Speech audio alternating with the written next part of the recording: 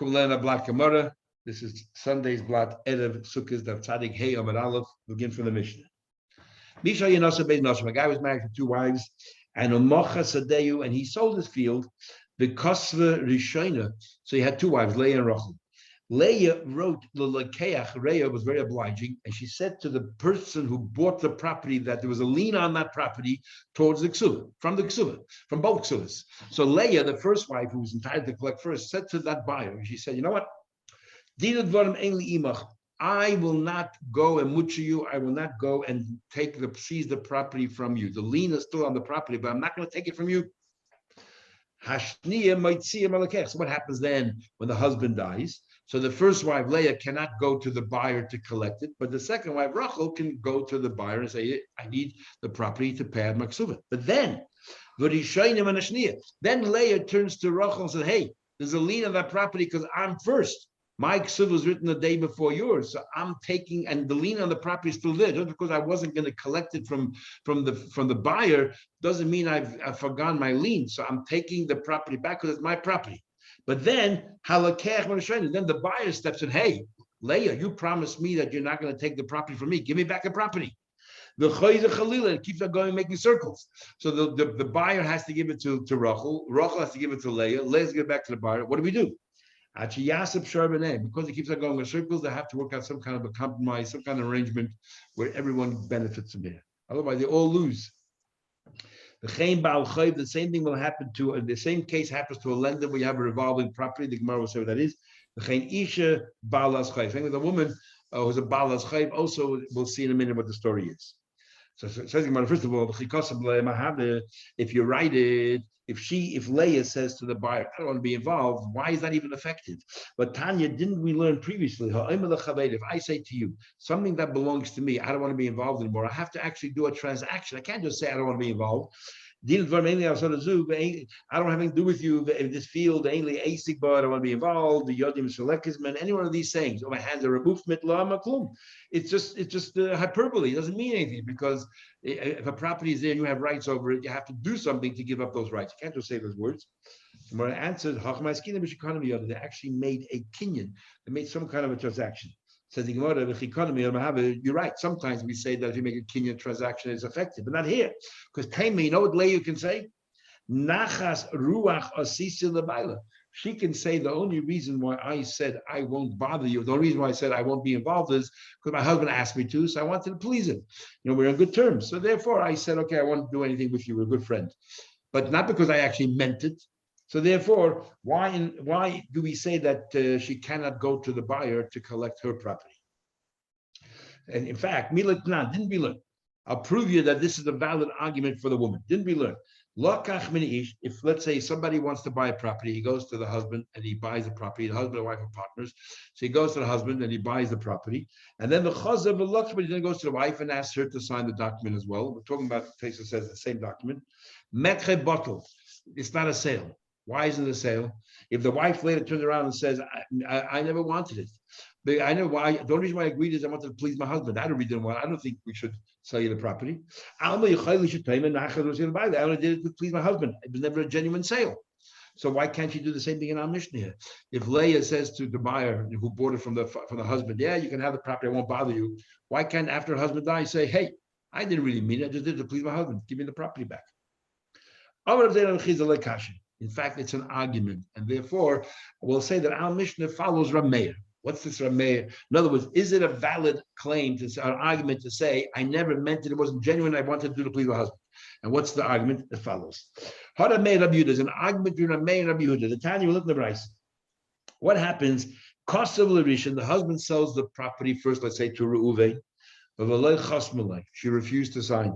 She refused to sign a document, and then Lishani, and then the husband's trying to sell a field, she refused to sign. Then he wrote the document to Shimon to sell, and the Chosmalai, she did sign this one. And it's a different field, different property altogether, and she did sign. Even the Kesuvos, if let's say the husband dies and there's no assets available for her to collect the Kesuva, she cannot collect the Kesuva at all. Why not?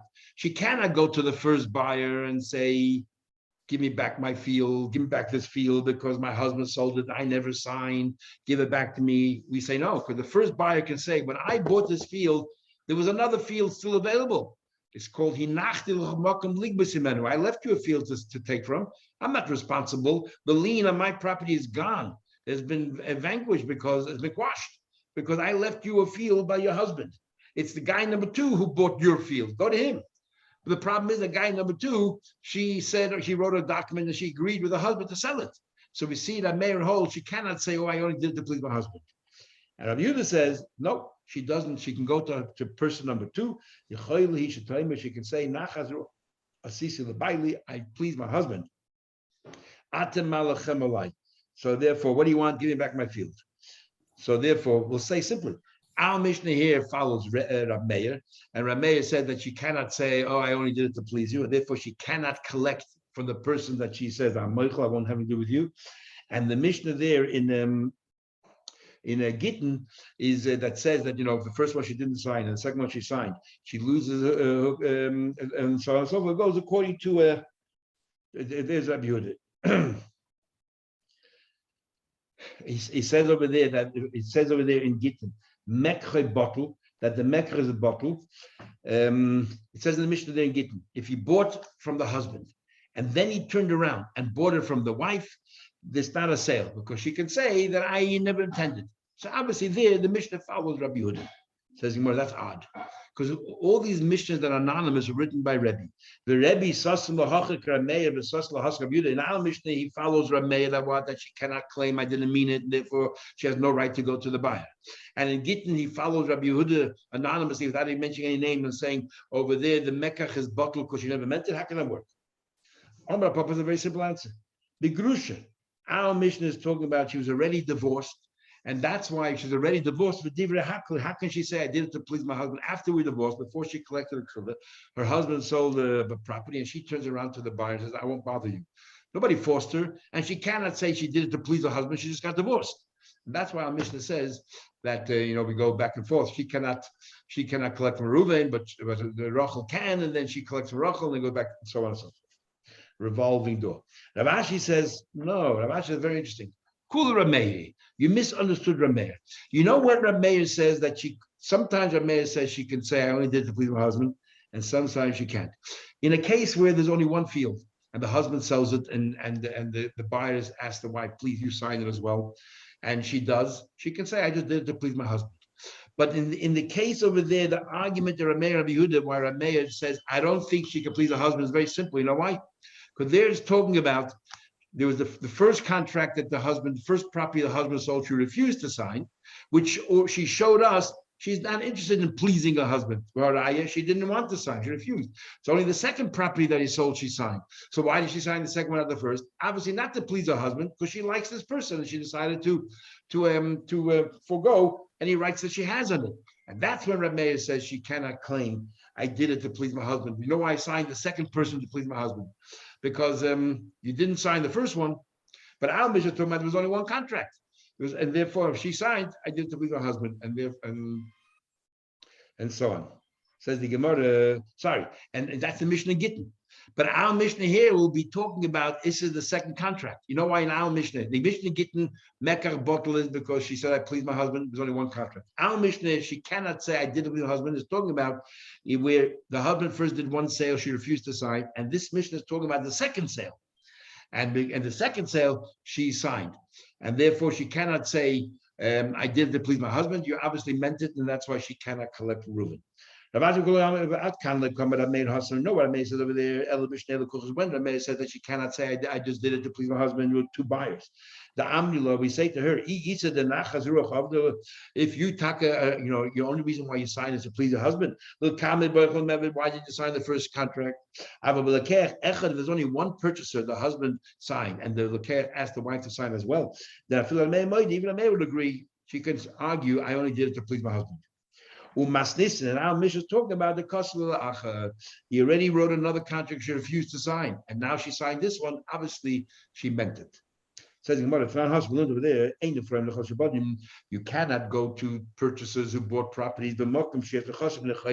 If her husband has properties available, she has absolutely no right to go to any of the properties that were sold, because her lien is on the bnei chayrin, on the available properties in the husband's stable of properties. Even though they're terrible properties, he sold all the good ones, it doesn't matter. You have no right to go to any of the buyers while there are still assets available to the husband. We have an interesting question. What happens? What happens that these properties were available? No, these buyers bought properties, and there was the properties available by the husband at the time, but then there was a terrible flood and completely destroyed these properties. They are now worthless. Can the buyer say, look, at the time when we purchased these properties, there were properties available, so leave us out of the picture? Or can she say, but now there's no properties left for her husband, nobody's fault, and therefore I'm entitled to go to you to collect my properties? What's it in? Can she now turn to the purchasers and collect the property there? Tashma coming here. It says, we just learned before in what happened to Agma made of Yehuda, where it says that what happens, the cost of Ladishan, the husband sold the property to one person, she refused to sign. L'sheni, the husband then sold a second property to a second person. The chasma, this time she agreed to sign. The law is, if the ksuvasa, she forfeits a ksuva. Why?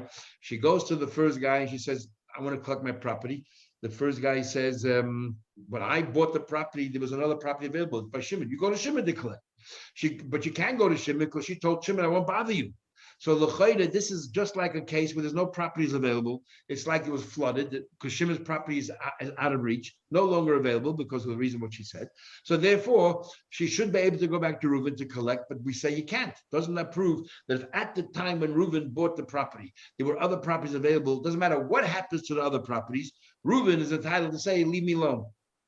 These are you can tell me you can tell me that if afterwards something happened to another property, they got room, they're no longer available. She can't go back to the purchasers. Then true, she cannot go to the second person to collect because she told them not going to go to you. They'll go back to the first person. Said, "My the Misheni." You're right. When the Mishnah said that Rameir said that she forfeits her right to collect, didn't mean she forfeits it from the first person. It means she forfeits it from the second person. Omar Rava says, Rava has a habit of doing that. He always has multiple questions. First of all, a technicality.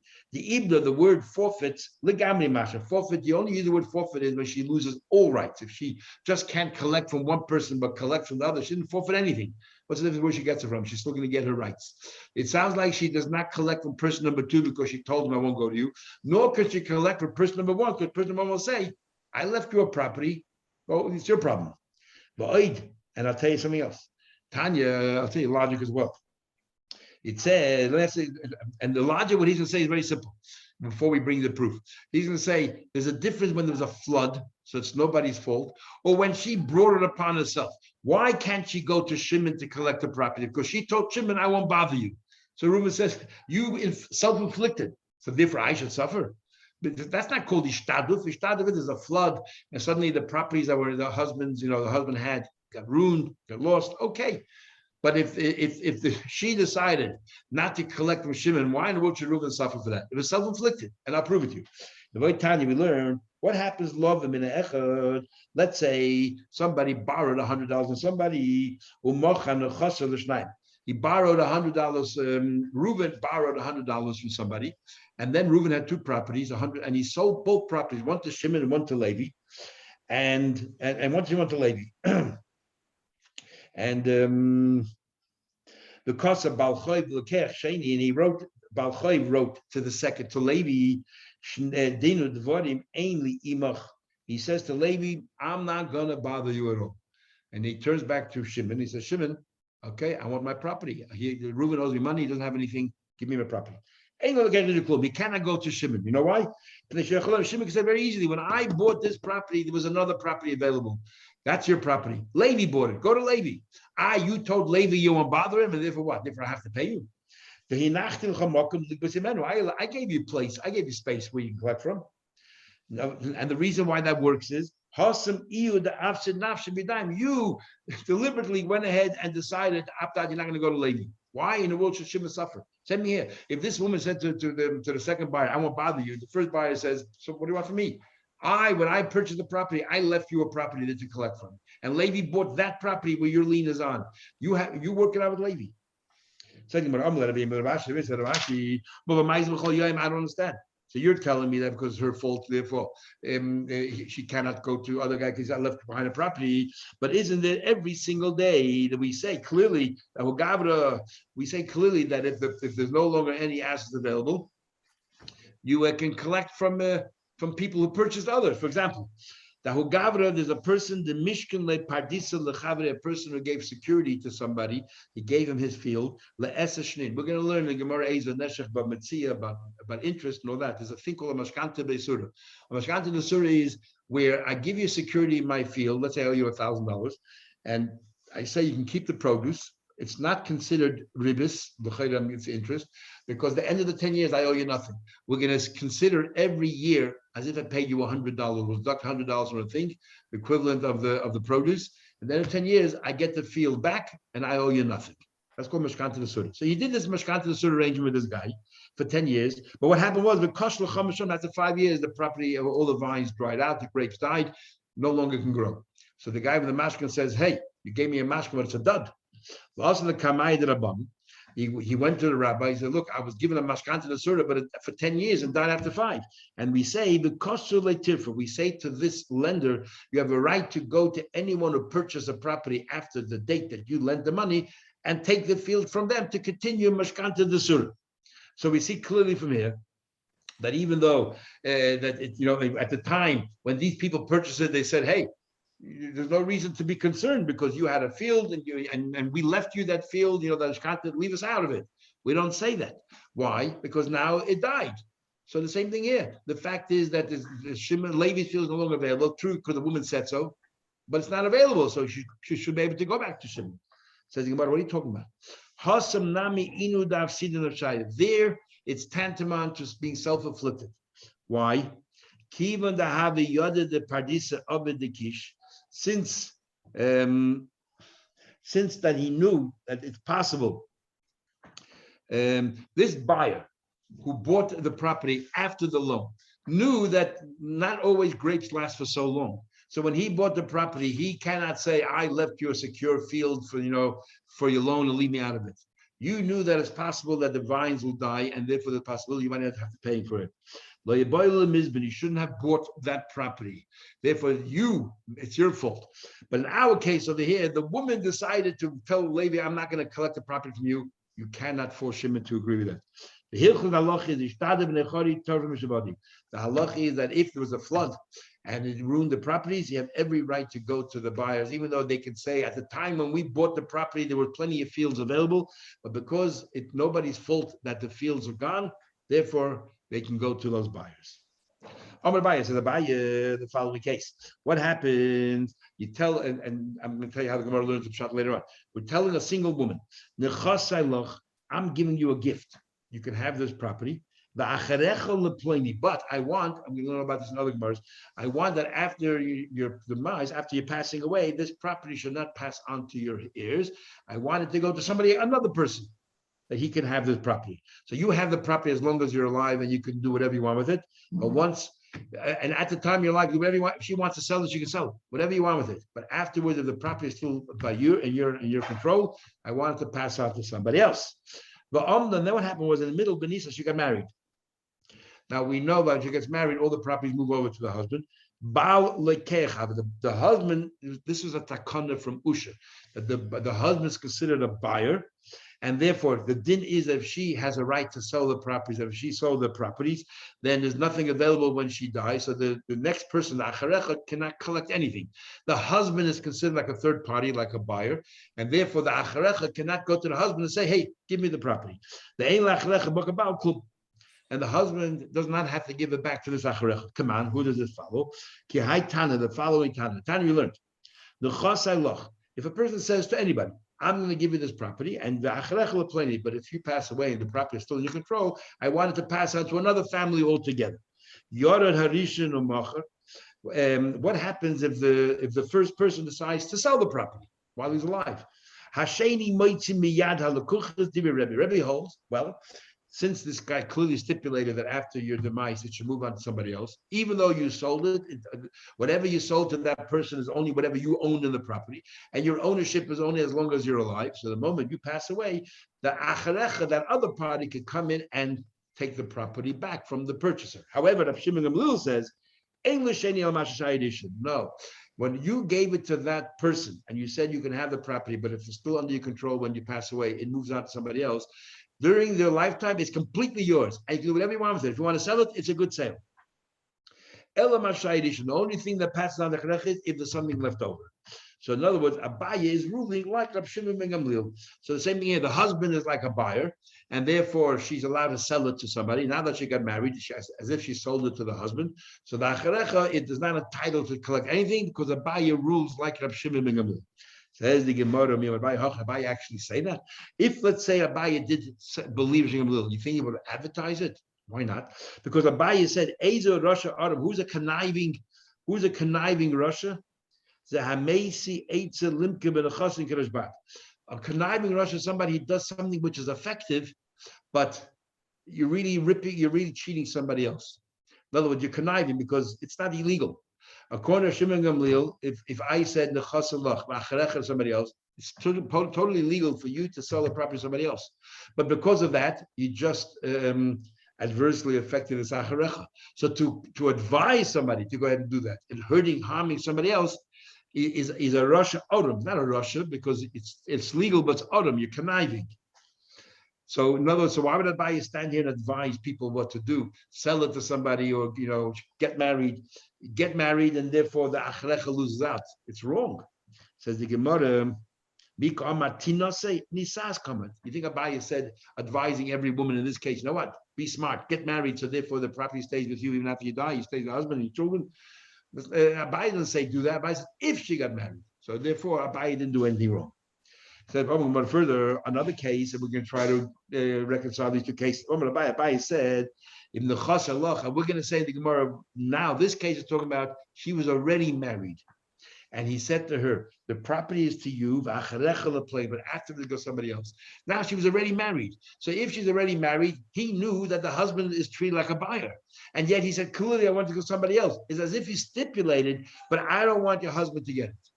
And that's why in this case, we will take it away from the husband and give it to somebody else. And then afterwards somebody else, and she sold it, she died. The husband definitely predates whoever she sold it to, because Usha then made the takana that the husband is considered a buyer. So he's a first buyer. So after the wife dies, he goes to the purchaser and takes it back. But then the acharecha goes to the husband and takes it from the husband. The acharecha miyabal. And then the acharecha takes it from the hand of the husband, because clearly the person who gave her the property knew that she was married and stipulated, I want to go to acharecha. But the problem is, the purchaser then goes to the acharecha. According to Rav Shimon ben Gamliel, says the purchase is a valid purchase. Acharecha, hey, I purchased it, give it back to me. B'lekech miyad acharecha, or a revolving door. But here is different than our Mishnah. Here we stop. We bring it back to the purchaser and we leave it there. And the Gemara is going to know why in our Mishnah, when you have this revolving door, you keep on going around and we say negotiate between each other. And why over there we say, in this case over here, with the lekeach, we say it goes from the lekeach to the husband, because the husband was a purchaser before the lekeach.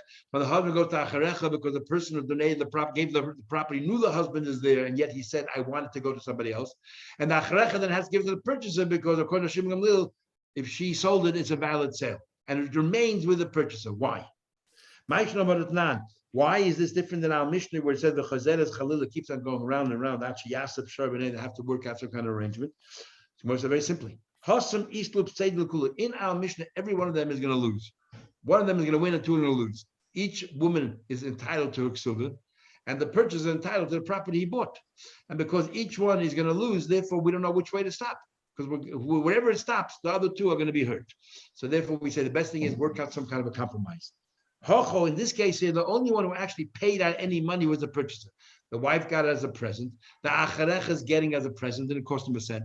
The husband is getting it as a buyer, but he didn't pay a cent for it. The only one who actually paid any money was the purchaser. So we don't want him to lose. He's the only one who's losing. The other ones are just losing a profit. The loss of a profit is not a loss. Losing real money is a loss. Over there, the buyer himself loses. Is the only one who loses. Anyway, so before we reconcile these two din of Abaye, which I already explained to you, but the Gemara didn't yet. Rafran went and repeated this to Abaye for Ravashi. So the Gemara, me Amar Abaye Hoch. Then he asked Ravashi, did Abaye really say that? Well, Amar Abaye, in case number 2, he says it remains with Lekech. But then Abaye is saying the Chassalach Relaponi Amdav Nisabal Lekech Hava Ve'enachamagabal Kulum. In case number 1, he says it remains with the husband, and in case number 2, he says it does not remain with the husband. It goes to the Acharecha. I don't understand the difference. So we already explained, but the Gemara says it here. The difference between case number 1 and case number 2 is case number 1, she was a single woman. So there, and then she got married. So because the person, the lawyer Shimon says she can sell it, getting married is like she sold it. And at the time when the person gave her the present, the property, he said acharecha. He didn't negate the husband. He didn't negate anything. So therefore, the husband is considered the first purchaser, and he gets to keep it. But in case number 2, she's already married. So the guy knew that the husband is going to be the purchaser, and yet he said clearly, "I know you have a husband, but I wanted to go to somebody else." So he clearly canceled the husband and took the husband out of the equation. So therefore, the lekech gets it, but the husband, because of Usha, he bought it before the lekech. He takes it from lekech, but the acharecha takes it from the husband because the person who donated said clearly, "I want to go to acharecha." But then the purchaser takes from the acharecha because Ashbach says the sale is a good sale, and that's why it ends up with lekech. Is married. My comment, what do you say? I want somebody else, the third party, to get it. I don't want the husband to have it at all. Then the Mishnah concluded, the same thing applies to Baal Chayv, Ushnei Lekuchas. What's the case over there? The case is as follows. Let's say Reuven lent $100 to Shimon. Shimon had 2 fields. Each field was worth $50. And then he sold one $50 field to Levi. He sold one $50 field to Yehuda. And then Shimon is dry. He has no assets. Reuven now wants to collect. But Reuven told Yehuda, you know what, Yehuda? I'm not going to bother you for the money. I'm only going to go after Levi. Okay. Then he goes to Levi. And he says, Levi, I'm collecting my property. And Levi can't say, 1 second, I left you a property to collect. No, he didn't, because he owed me $100. And your field is 50. And the other field is only 50. How is that going to pay back my entire loan? So Levi, you have no claim. I'm going to take my property back from you. And then what happens is, so Levi, fine. So Levi, when he bought the property, he was guaranteed that he'll get reimbursed. But Shimon doesn't have any money. So Levi turns to Yehuda and says, Yehuda, you know, I bought before you and I have a guarantee. And now this guy owes me money. I'm taking your field away from you. Levi turns to Yehuda and says, I'm taking your field because reimbursement to me. Then the lender turns to Levi and says to Levi, that's a field that you took right now. I'm owed $100. I'm taking it from you as well. But then, the second buyer goes to the lender. That means Yehuda. He goes to the lender and says, look, I just gave my field to Levi, but you took it from Levi. And you told me you won't take any field. It's my field. So he takes it back from the lender and takes it. Then Levi turns to Yehuda and says, Yehuda, but I have to get reimbursed. I'm taking it back from you. And then the lender says to Levi, but I still need $50. I'm taking it from you. And it keeps on going in circles all around until they work out some kind of an arrangement. And the same thing, Isha Balas Chayv. The same thing is if she has a ksuva on her husband and 2 fields were sold to 2 people, each one only had half the value of the ksuva. And the same thing applies. Where she said to the second person, I won't bother you. She only goes to the first person, but it's only half. The first person has to get reimbursed. So he turns to the second person and collects it. She then goes to the first person